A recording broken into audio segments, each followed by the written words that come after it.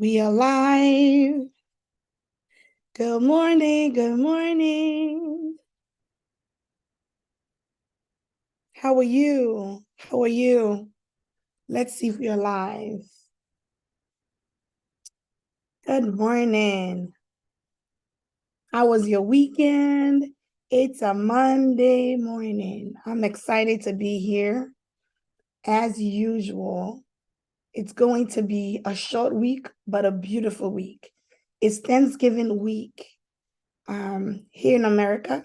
And so I am excited for, being here, and I'm grateful for life. I'm grateful for my children, grateful for my husband, grateful for my family members, for my loved ones, grateful for the spiritual leaders around me. I'm grateful for all the men and women of God that the Lord has raised to support me and to guide me in this season. I am so grateful that, the Lord has brought us to a place called there. The Lord has brought me here to this place of grace. We already know that it's not easy to start a habit, begin a habit, form a habit, and continue that habit. And to be able to come on live every single day is such a blessing. It's such a blessing. So please, if you have not subscribed to my page, to my online community, please subscribe, and please like and comment and share the comments. You are blessed to be here, and I'm grateful that you're part of this family. Again, my name is Ruth Yeboah, Coach Yeboah, and I am a marriage coach. Specifically, I help frustrated wives find fulfillment in their marriage. I help frustrated wives. I explained to y'all that of course, I came from being a therapist, and I did a lot of marriage counseling. And in marriage counseling, I discovered that the men never felt the need to be in counseling. It was always the woman that was bothered by something. It doesn't mean that women can complain, is that men tend to minimize or tend to not see the problem when it comes to their marriage. They have an issue, but they don't really see the need to go and get help. It's usually women that are willing and wanting to go get help. And so I noticed the frustration, and as the Lord was taking me through my own personal process, I realized that he wanted people to acknowledge him in marriage. He wanted to be the center of marriages. And it was clear that a lot of people had formed their marriages without God. So my job here as a coach is to guide you, lead you, support you, help you on this journey, because it is a journey. Marriage is a journey, and to support you and guide you and give you any little help, tip, teaching, guidance that will help you to settle your relationships. Because a lot of the relationships, they're not dead per se, they're not impossible, but it's that the enemy makes you feel and magnifies everything around you and worsens everything, and makes you feel like as soon as you get divorced, all your problems will be gone. And then you get divorced and you find out it was a lie. That the reason all your problems are not gone is because you're part of the problem. So you can get rid of some of the problem by getting rid of your spouse, but all your problem is not gone because you still have yourself.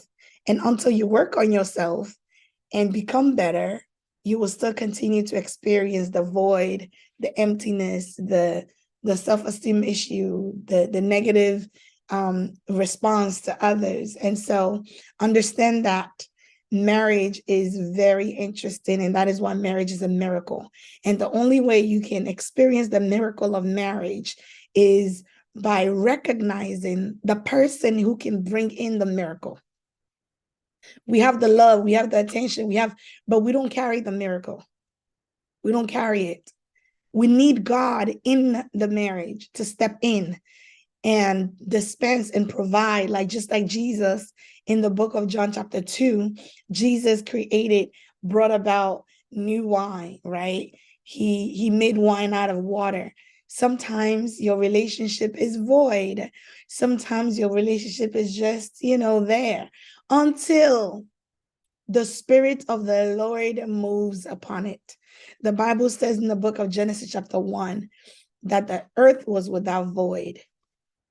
Okay, the earth was without shape, so it was void basically.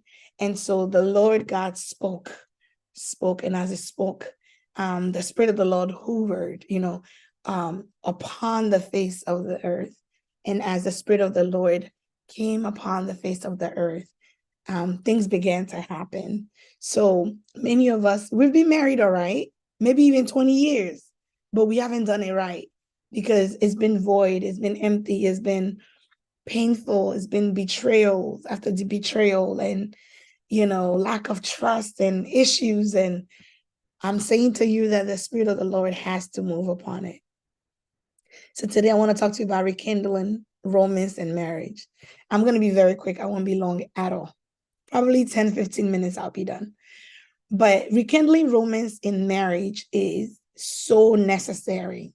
See, the one thing we miss is that the reason you married this person is because you experienced feelings of romance. You loved them, whether it was lust or love. There was a feeling you had that was fully attached to the person. And you felt like, this person can provide me a lifetime that is good. Again, it was a feeling. So we talk about feelings, how feelings are transient. They change. So you can't make permanent decisions on temporary matters. We don't do that. Permanent decisions, because I feel like this. I don't feel like talking to you. I don't feel like. So a lot of marriages, because they didn't feel like doing something, they didn't do it. And they made permanent decisions on temporary matters. And some ended up even signing the divorce papers, not recognizing that, we can get through this. We can talk about this. Marriage happens in seasons. So when is winter? Here in America, we're entering the winter. It's supposed to be fall, but I mean, it feels like winter, And so you may have just been married in the spring and the sun is beautiful and it's cool and it's not too hot and it's not scorching, but everything is beautiful. And then all of a sudden you see the fall, and the fall is looking like the winter. So when it gets cold, you go and get a coat. You don't throw out all your other clothes. You may store them, but you find the right tools to handle the season. So many have divorced because they were in the winter and they were using their clothes that they need to wear in the summer for the winter. When you use the clothes of the summer for winter, you're going to get pneumonia. You're going to get sick. You're going to catch a cold because the summer clothes cannot sustain the winter weather. So for you to weather the season, the snow, the rain, the cold of the winter, you must be equipped. You must be equipped to be able to handle the seasons. So you see, we have 4 seasons: summer, spring, winter, fall, and winter, right? 4 seasons. Even the countries that are completely hot, like when I go to Ghana, I'm like, it's forever hot in Ghana. But listen, even in Ghana, there are times it rains. There are times it's cold. And the people who live there are like, I need a sweater. I need something. And it's funny when I see them wearing coats. I'm like, you're wearing coats in Ghana? But they feel like they need the coat. They need something to weather the rain, the cold weather at night. A sweater, something. Thank you. Thank you. She said great analogy. Thank you. And so because, marriage occurs like seasons. When there's a different season, you don't throw out what you know, you build upon it. So I wear my summer clothes, like this is like spring type clothes, but it's cold outside. As I'm talking to you, I'm actually warming my car. Every morning I stand up here and I start my car and it's warming because by the time I'm done, and it warms for probably 15, 20 minutes, by the time I'm done, I get in the car, it's warm because I might run out and I may not carry my coat, but whatever it is, the car has to be conducive for me to carry them kids to school. Do you understand that? So you have to have the knowledge, the tools to weather the storm. So you started in the summer. Summer is fun. Summer is for weddings. Summer is for excitement. Summer is where you do all the fun stuff. But then the summer eventually stops. It ends. We close the summer. We have the barbecue, the last barbecue during Labor Day, and that's it. We're entering the fall. Do you understand what I'm saying? And so, do I have the right clothes to enter the next season so that I don't get sick? And many get sick in the heart because they don't have the right equipment. They don't have the right cover. They don't have what it takes. They don't have capacity to sustain what is happening. So then they choose to make permanent decisions on that very small issue that happened. But the enemy will magnify the issue in the face of adversity. And so you feel like there's no other way. I must leave my spouse because my spouse is the problem. And you find yourself blaming everything. I have a headache, my spouse. I'm stressed out, my spouse. Meanwhile, that job that's working you like a dog. You don't remember you're working. That's it. Do I have the right clothes to enter the next season? That's what you got to ask yourself. Even when you're single, do you have the right tools, capacity for the next season? There are seasons that you go through. I'm going through a season right now that I did not foresee. And the season has been a long-standing season. Do you understand? And the season is not a fun one. It's not fun at all in my personal life. But remember, I'm going through this, but I also have marriage still there. I still have children. I have to parent. But that thing is there. So how do I maneuver that thing I'm dealing with on top of my marriage, on top of everything else? So you need the right tools. You need the right equipment. You need the right situations, the right support, the right environment to be able to function. So rekindling romance is crucial because many people go through the storms and forget to rekindle the romance. The reason you were excited about your spouse is because you were chasing, you were romantic, they were doing sweet things, you were going on dates. But many forget to date after they're married because they think the goal of dating was to find a woman, and marry them. So once they're married, they're like, mission accomplished, done. No. Now that you're married is the more reason why you should be dating. If you stop dating when you're married, you will lose your marriage because you need the excitement. We're humans. We get easily bored. We're worse than children as adults. We're easily bored. So you need to engage each other on a romantic level so that you don't lose the love. See, I'm going to come here and talk about sex and marriage. Right now, I just want to talk about romance. I want to leave it general. But I'll come here and take some time and talk about sex in marriage. All right? Is that okay? Y'all remind me if I forget. But for today, we're talking about romance. What does it mean to be romantic? We're humans and we appeal to emotions. We call them ethos. you appeal to somebody's emotion, like you appeal to someone, and as you appeal to them, they're willing to offer, something to you. They're willing to give you something. They're willing, because you appealed. Oh my gosh, look at that. They see a dog, they see something nice, they see a baby. Those emotions that come when you see babies and dogs, and those emotions, it's truly what makes us human, to love and be loved. That's the first basis. That's everybody. Everybody wants to love and be loved. So when you're a child, you learn love in your childhood.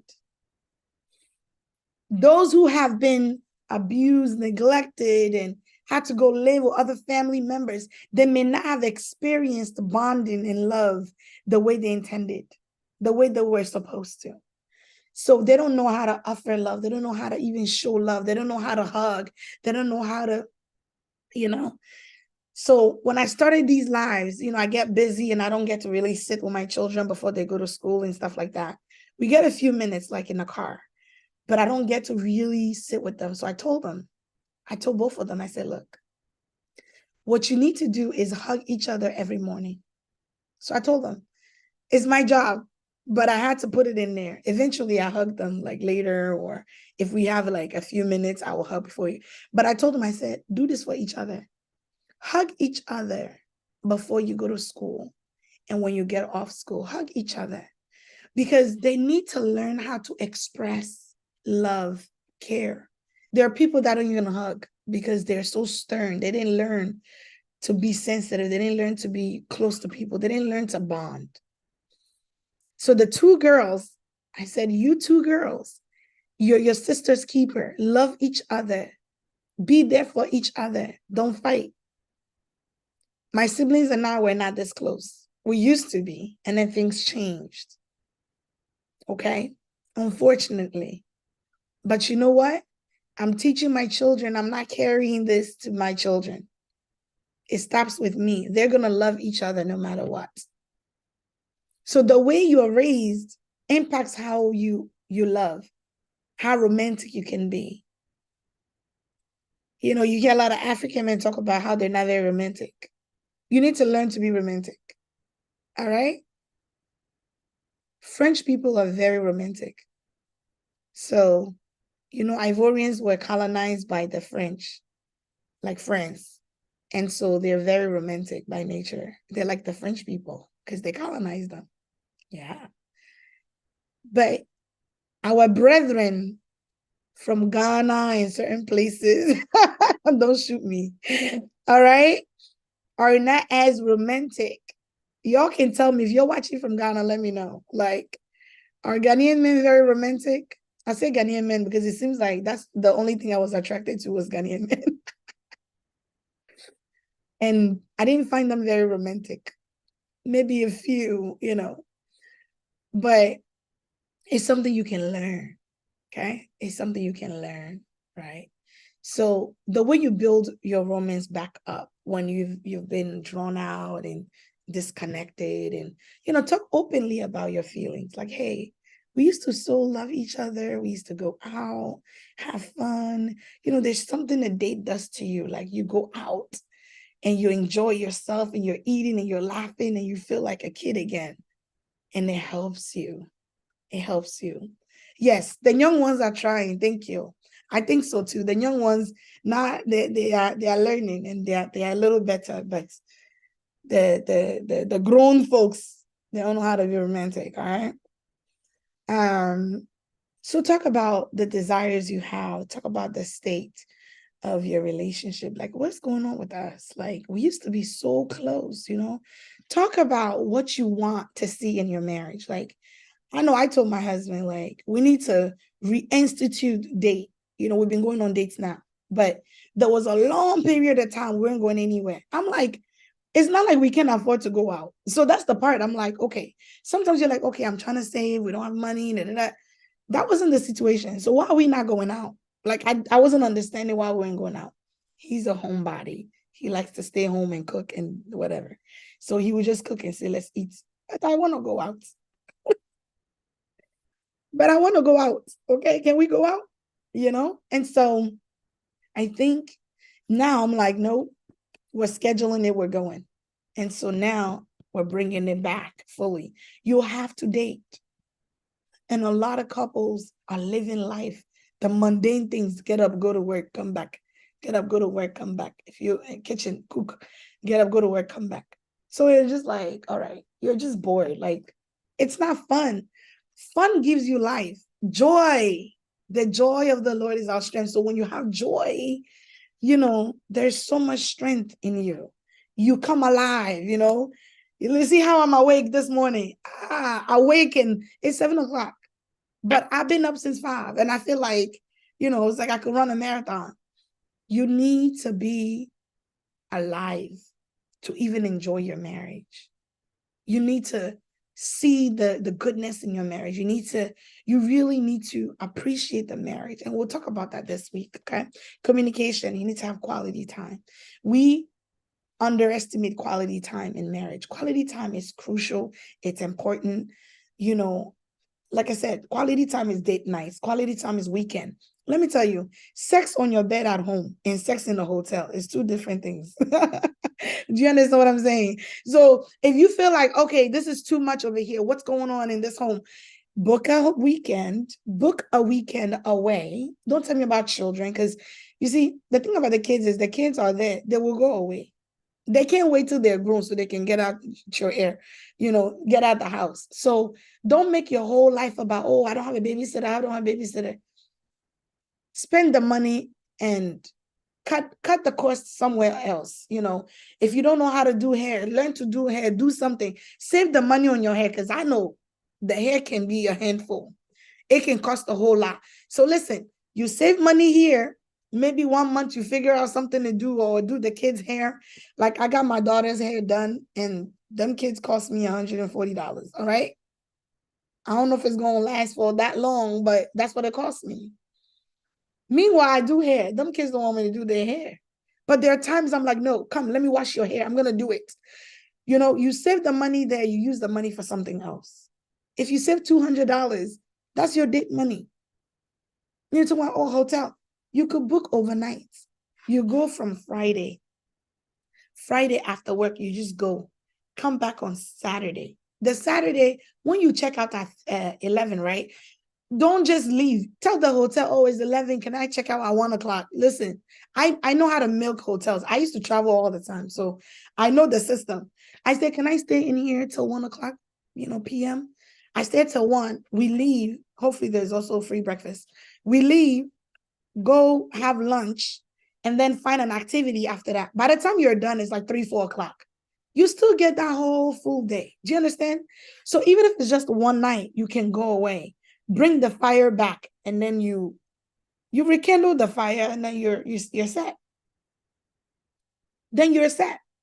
Do you understand what I'm saying? So it's crucial to not neglect your quality time. You need your quality time, because I'm telling you, this change in scenery gives you some different vibes. When you're home, you want to stay a missionary. When you leave outside the home, the wild side of you comes out a little bit. That's a tip. So don't say you don't have money. It's worth it. Okay.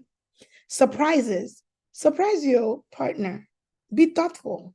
Like, hey, baby, guess what I got you?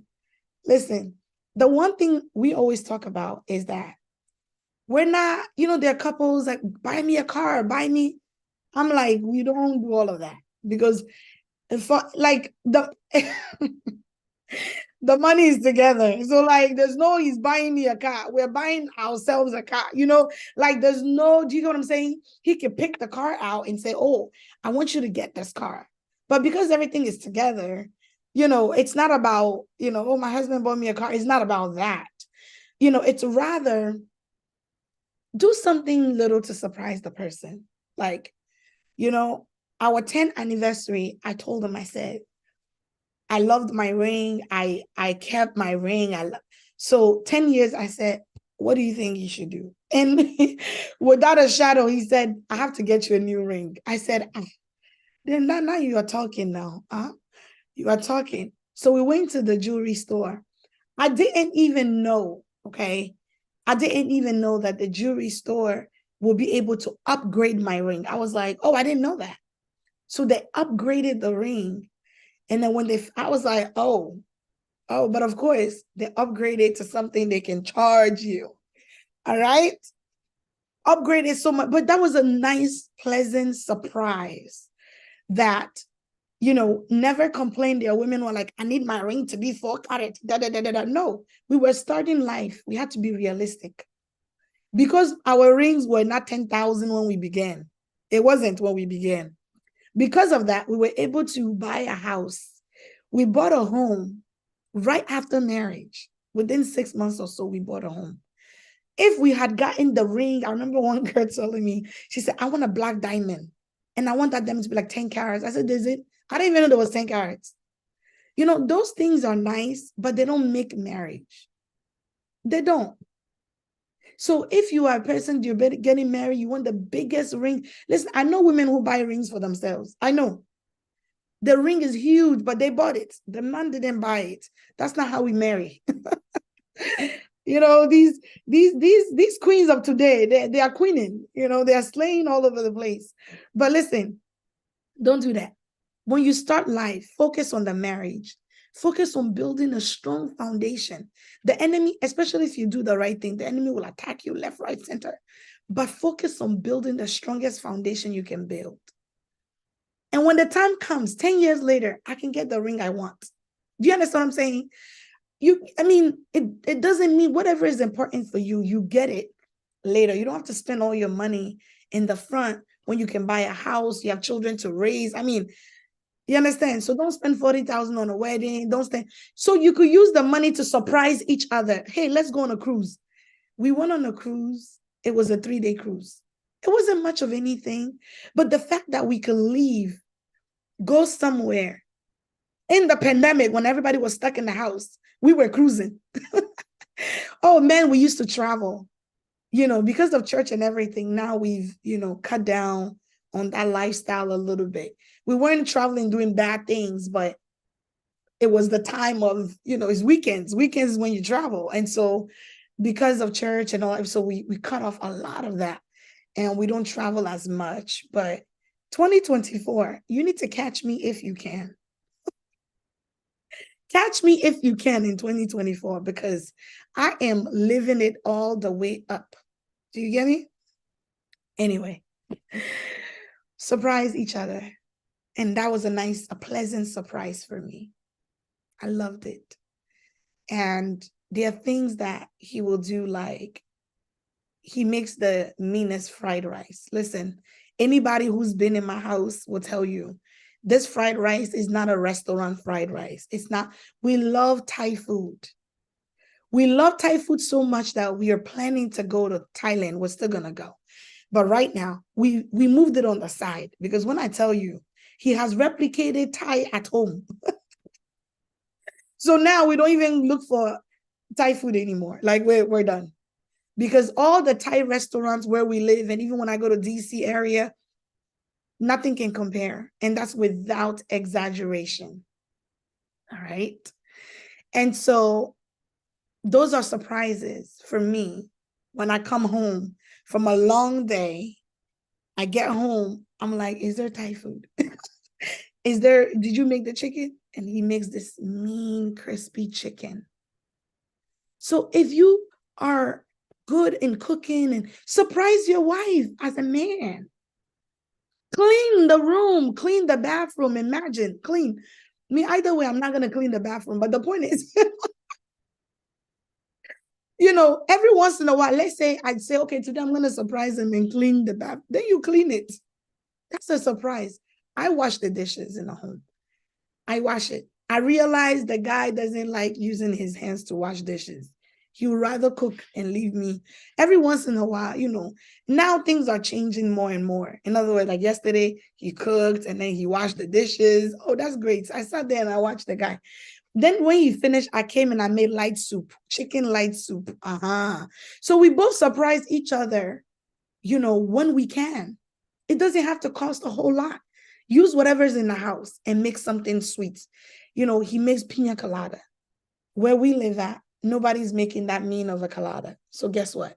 He makes it a couple of times a night, and it's like, oh, okay, thank you. Can I get some? So the little things count. The little things matter. You rekindle your love by the little things. Intimacy. Physical intimacy is important. Kiss, touch, hug, whatever. There are people when they're going to work, grrr, boom, they're gone. Good morning, baby. How are you? Kiss them on the cheek. Hey, just kiss them on the cheek. If you don't want the lips, at least kiss them on the cheek. The forehead, I love it when I'm kissed on the forehead because, it makes me feel like a girl when he kisses me on the forehead. I know those things, you get used to things and you don't learn, but bring yourself to do it. I'm not the biggest romantic person either. I'm not going to lie to you. I'm not. Half of the time, I don't want to be bothered. But I realized that I married someone who is super duper romantic. I'm like, are you French? Are you what? Wants to always hold you. And I'm like, don't touch me. Like, listen, I have my moments. All right. I have my moments, honestly, but usually I like to be left alone, usually. But he's touchy-feely. And so make your spouse touchy-feely. And that's okay. That's how you rekindle the romance. If you want to lay in the tub together, run the water. It's like, let's go in the tub. I'm like, that's too much water to go sit inside. Don't be a bummer. Don't do that. Don't do what I'm doing, okay? Like, you don't want to run all this water just to sit in the jacuzzi and but do it because it makes you spend time together. So as I'm talking to you, I'm taking notes myself that I need to just do it. It's there. When we didn't have that, we used to be like, oh, if we had a jacuzzi, we'll sit. Now it's here. Now it's like you're not sitting inside.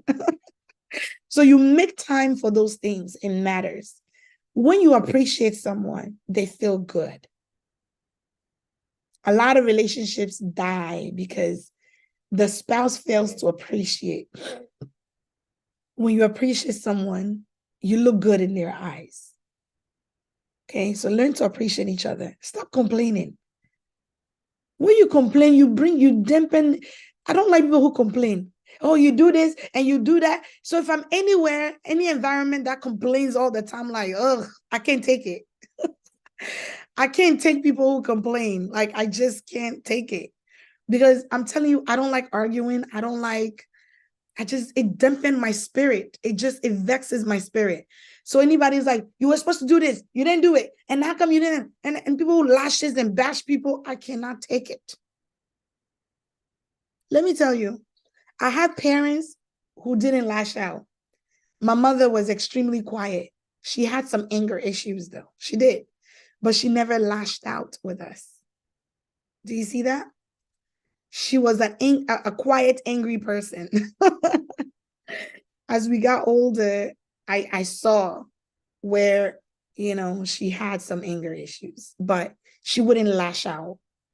My father was not much of a talker, and he didn't complain either. Like, he wasn't a complainer. My mother, the only thing you would hear her complain about is the kitchen is dirty, the bathroom. She smelled everything. Who knew that I was going to pick up that gift? I can smell things from a mile away. I hate anything that smells bad. I can't take it. So she loved perfumes, and I love perfumes. She loves anything that smells good. Smell good. Spray yourself. Sometimes I'm coming on here, like when I come live, I spray myself. And my husband would say, can they smell the perfume in the live? I said, no, I want to smell good. Because I'm sitting in my office. And you know what? My office is not even set up yet, but it will be set up. You'll see all the nice things. But I'm just using a white wall behind me for now because I don't know how to change my decks around, but my husband will probably do it. I don't decorate. I don't do none of that stuff. That's not my strength. Okay. So one of the things he did for me not long ago was he made my office for me. And the office was great. He pulled out the floor. He redid the entire floor. He put things, my old videos, you'll see things on the back of my wall. He did all of that. He decorates. I'm not going to fight the guy for decoration. He wants to decorate by all means, you know? So that's what I mean by agreement. Like, if he wants to do it, do it. Like, if he says he's better at decorating, fine. Like, we don't argue over things. Like, pick your battles, you know? So anyway, make sure that you're open with one another. And when you feel too disconnected, please get professional help, okay? Get professional help. So I'm going to leave you with that. All right, I'm going to leave you with that. Make sure there is not just physical intimacy, because there are a lot of couples that are fighting, but they're still having sex. Believe me, that kind of sex, you're just doing it to doing it sake. Yeah, you're doing it for doing it sake. You're not enjoying yourself.